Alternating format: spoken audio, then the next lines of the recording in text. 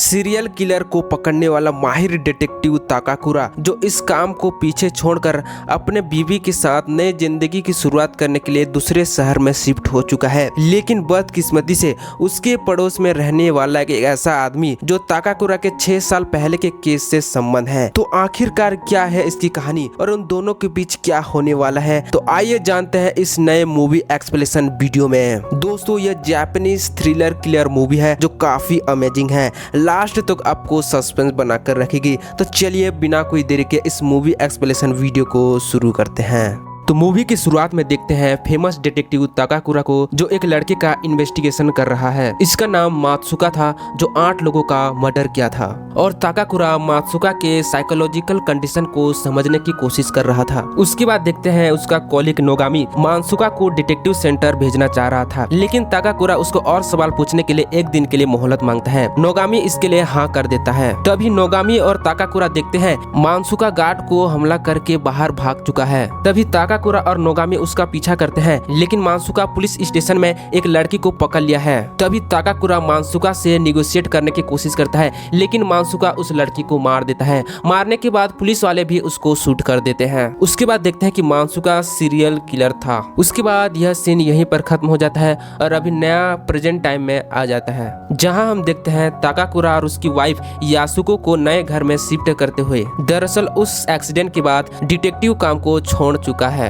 और वो अब एक यूनिवर्सिटी में क्राइम साइकोलॉजी पढ़ाता है। और हाल ही में वो और उसकी वाइफ इस घर में शिफ्ट हुए थे। ताकाकुरा और उसकी वाइफ अपने पड़ोसी में मिलने के लिए जाते हैं, लेकिन उसके पड़ोसी में रहने वाली एक लेडी उसके बात को ठीक से रिस्पॉन्स नहीं करती है। तभी ये दोनों दूसरे घर जाते हैं, लेकिन उस घर पर कोई दरवाजा नहीं खोलता है। उसके बाद ये दोनों वापस घर आ जाते हैं। अगले दिन यूनिवर्सिटी में उसका कलीग ओकावा रिसर्च में उसके एरिया में होने वाले पिछले 10 सालों के केस को निकालता है। उनमें से एक केस था कि एक फैमिली के 3 मेंबर पिछले 6 सालों से गायब थे। ताकाकुरा को इस पर अजीब लगता है कि एक होमोसाइड केस को मिसिंग केस में क्यों रखा गया है, और यहाँ से ताकाकुरा को इस केस में इंटरेस्ट और बढ़ने लगता है। ओकावा जब इस केस की फाइल निकालता है, तभी उस फैमिली की सबसे छोटी लड़की जो 3rd ग्रेड में पढ़ रही थी, उससे पुलिस ने पूछताछ की थी, पर उसको अपने फैमिली के मिसिंग होने के बारे में कुछ भी पता नहीं था। उस लड़की का नाम होंडा थी। तभी ओकाबा और ताकाकुरा उस लड़की के घर जाते हैं जहां इसकी फैमिली रहा करती थी, लेकिन ताकाकुरा उस घर के बाहर से ही आ जाता है। इधर यासुको पड़ोसी के घर जाता है, जो पिछले बार दरवाजा नहीं खुला था,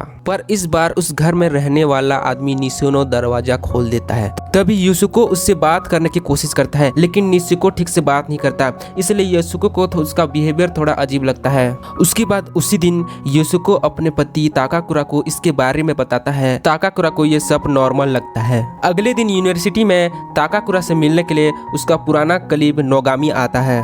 दरअसल उसे पता चल गया था कि ताकाकुरा उस मिसिंग फैमिली के घर गया था। नोगामी यह चाहता था कि इस केस को सॉल्व करने के लिए वो उसका मदद करे, जिसके लिए ताकाकुरा पहले तो मना करता है, लेकिन बाद में मान जाता है। ये इन्वेस्टिगेशन ऑफ द रैकेट होने वाली थी। फिर उसी दिन नोगामी और ताकाकुरा उस घर को देखने के लिए फिर से जाते हैं। इस बार उस घर के सामने होंडा खड़ी मिलती है। ताकाकुरा और नोगामी उससे बात करने की कोशिश करते हैं, लेकिन होंडा इन सब का जवाब नहीं देते हुए चली जाती है। जब होंडा 6 साल पहले पुलिस को मिली थी, तब कुछ भी टेस्टिफाई करने की मानसिक स्थिति में नहीं थी। ताकाकुरा और नोगामी के लिए सबसे बड़ा सवाल यह था कि होंडा को छोड़कर उसकी फैमिली कहां चली गई थी। दूसरी तरफ इधर यासुको का डॉग मार्कस नशिनो को हमला कर देता है। तभी नशिनो अपने पिछले दिन के व्यवहार के लिए यासुको को माफी मांगता है। तभी यासुको नशिनो की बेटी मियो से मिलती है। तभी यासुको नशिनो को अपने वाइफ के बारे में पूछती है, तो वह अपसेट होकर घर चले जाता है। उसके बाद ताकाकुरा जब घर आता है,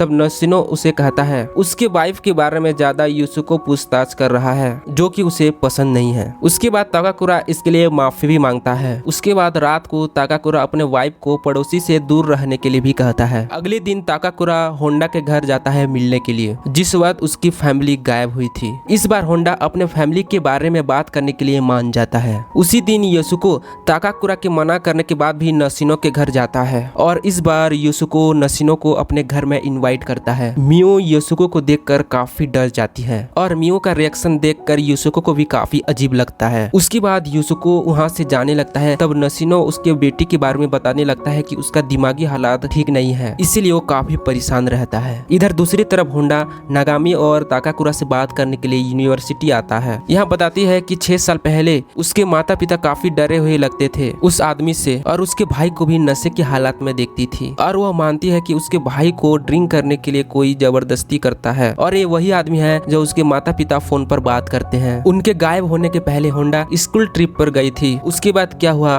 वह नहीं जानती है, और उसके बाद यहाँ से होंडा चली जाती है। उसके बाद ताकाकुरा ऑफिस से घर आता है तो वह नसीनो और मियो को घर में देखता है जो यसुको को कुकिंग सिखा रही थी। उसके बाद ये चारों डिनर कर रहे थे, तभी ताकाकुरा निशिनो को अपने काम के बारे में बार बार पूछता है। तभी निशिनो बताता है जब अगली बार मिलेंगे तब उसके काम के बारे में बताएंगे, क्योंकि वो अपने बेटी के सामने उसके काम के बारे में नहीं बताना चाह रहा था। ताकाकुरा को निशिनो थोड़ा ठीक नहीं लगता है। अगले दिन होंडा फिर से यूनिवर्सिटी आती है और कहता है कि जिस आदमी से उसके पेरेंट बात करते हैं उसको होंडा ने देखा है। वह बताती है कि वो अपने रूम से पड़ोस से खिड़की में देखा है। तभी ताकाकुरा देखता है कि उसके पड़ोसी में मिजुता और उसके वाइफ रहा करते थे। उसके बाद ताकाकुरा और नोगामी मिसुता के बारे में पता लगाने के लिए लग जाते हैं। उसके बाद नोगामी फिर से मिसिंग फैमिली के घर जाता है। जब वह घर जाता है तब घर जाने के बाद देखता है कि उसके घर में प्लास्टिक से बंधे कई डेड बॉडी बंधे हुए हैं। इसकी जांच फोरेंसिक में करने पर पता चलता है कि वो बॉडी 5 लोगों की थी। उनमें से 3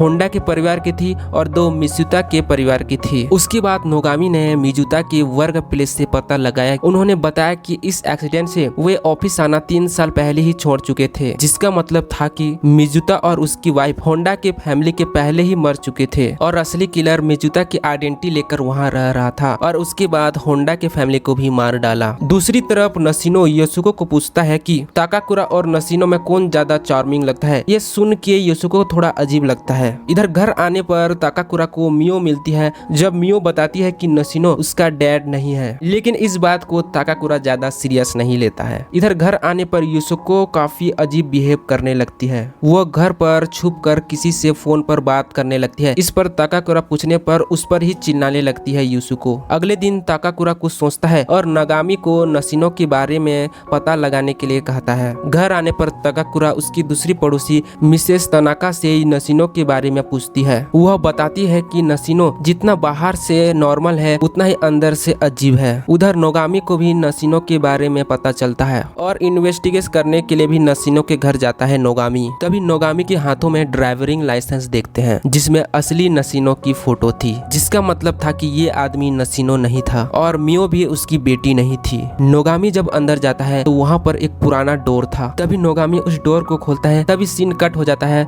और हम ताकाकुरा को देखते हैं। जब घर आ रहा था तो उसके पड़ोसी मिसेस तनाका के घर में ब्लास्ट हो गया है। ताकाकुरा उसे बचाने के लिए जाता है लेकिन उसका डोर अंदर से ही बंद था। उसके बाद ताकाकुरा फायर एक्सटिंगर के लिए जाता है तो उसका नजर नसीनो के घर की तरफ पड़ता है। नसीनो आराम से टीवी देख रहा है। उसे कोई भी परवाह नहीं है कि उसके पड़ोसी घर में आग लग गया है। अगले दिन पुलिस इसके बारे में इन्वेस्टिगेशन करती है और पुलिस ऑफिसर तानीमोटो ताकाकुरा से मिलने के लिए उसके घर आता है और यहाँ आकर वो बहुत ही शौकीन बात बताता है। उसके घर में ब्लास्ट होने से नोगामी की भी डेड बॉडी मिली हुई है। इस बार ताकाकुरा पूरी तरह समझ जाता है कि इस खेल में नसीनो का हाथ है। इस बारे में वह तानीमोटो से बताता है। इस पर विश्वास नहीं करता है क्योंकि इसका कोई भी प्रूफ ताकाकुरा के पास नहीं था। उसी दिन ताकाकुरा होंडा के घर जाता है और नसीनो को फोटो दिखाकर बोलता है क्या वही उसका लेबर मिजुता है, लेकिन होंडा को मिजुता के शक्ल के बारे में इतना मालूम ही नहीं था। उसके बाद हम नसीनो के घर में देखते हैं और यहाँ पर हमें लगभग पता चल जाता है कि नसीनो ने ही होंडा की फैमिली को मारा हुआ था और उसी ने असली नसीनो को ही मार डाला था। उसने मियो के मॉम को भी काफी ड्रग करके रखा था,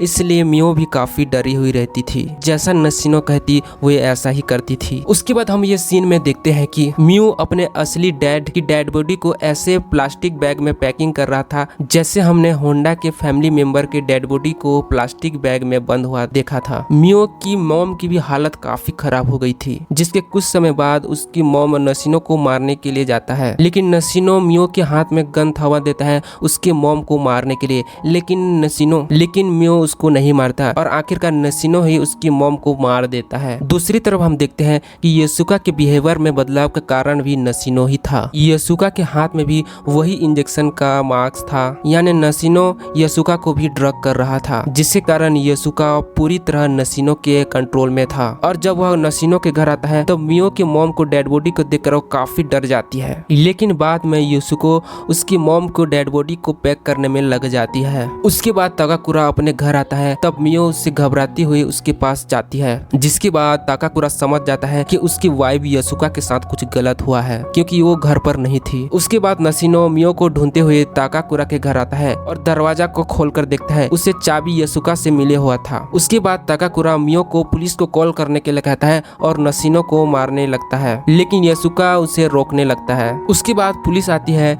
जब मियो ने कॉल करके बुलाया था। उसके बाद पुलिस स्टेशन में ताकाकुरा की मुलाकात फिर से तानीमोटो से होती है और इस बार उसे पूरी बात बताता है। और तानीमोटो को भी नशीनो के घर पर उसके कंप्यूटर में असली नशीनो के फोटो मिल चुके थे। उसके बाद दोनों नशीनो के पास जाते हैं कॉन्फ्रेंस करने के लिए, लेकिन वो कुछ देर पहले था लेकिन अब भाग चुका है। ताकाकुरा और तानीमोटो उसके पीछे पीछे जाते हैं। इधर ताकाकुरा घर जाता है यसुका को ढूंढने के लिए और तानीमोटो नशीनो के घर जाता है। वे उसी रूम को जाता है जब मियो ने उसके डैड और मॉम के डेड बॉडी को डिस्पेस किया था। तभी नशीनो उसे भी इंजेक्शन लगाकर बंद कर देता है। और जब ताकाकुरा यहाँ पर आता है तो नशीनो को यहाँ पर पाता है। उसके हालात को देखकर ताकाकुरा समझ जाता है कि नशीनो उसको ड्रग करके रखा हुआ था और यसुका उसकी इन्फ्लुएंस में थी। ताकाकुरा उसकी वाइफ यसुका को समझाकर यहाँ ले जाना चाहता था। तभी नशीनो यहाँ पर आ जाता है। वो ताकाकुरा को गन पॉइंट करता है और जब ताकाकुरा अपने बातों से ध्यान भटकाने की कोशिश कर रहा था, तभी यसुका ताकाकुरा को भी वही ड्रग्स इंजेक्ट कर देती है, जिससे ताकाकुरा बेहोश हो जाता है। उसके बाद नशीनो को भी ये घर छोड़ते हुए देखते हैं। उसके बाद ये लोग नए टाउन जाते हैं जब नशीनो ने भी एक नया टारगेट चुन लिया है। उसके बाद नशीनो एक जगह गाड़ी रोकता है और यसुका के डॉग को मारने लगता है, लेकिन ये काम वे खुद नहीं करते हुए ताकाकुरा को गन थमा देता है। उसके बाद कहानी में आता है ट्विस्ट और ताकाकुरा अब तक यसुका के ड्रग और नशीनो के कंट्रोल में था, वह उल्टा नशीनो को ही शूट कर देता है। उसके बाद देखते हैं कि मियो और यसुका भी काफी ठीक थे और मूवी के एंड में यसुका ताकाकुरा के गले लगता है और जोर से रोने लगता है और यहीं पर ये मूवी समाप्त हो जाती है। तो दोस्तों यह मूवी कैसा लगा वो कमेंट में जरूर बताइए। ऐसे ही अमेजिंग साइकोलॉजी थ्रिलर मूवी देखने के लिए चैनल को सब्सक्राइब और वीडियो को लाइक जरूर कर दें। मिलते हैं ऐसे नई वीडियो के साथ। आज के लिए इतना ही। थैंक्स।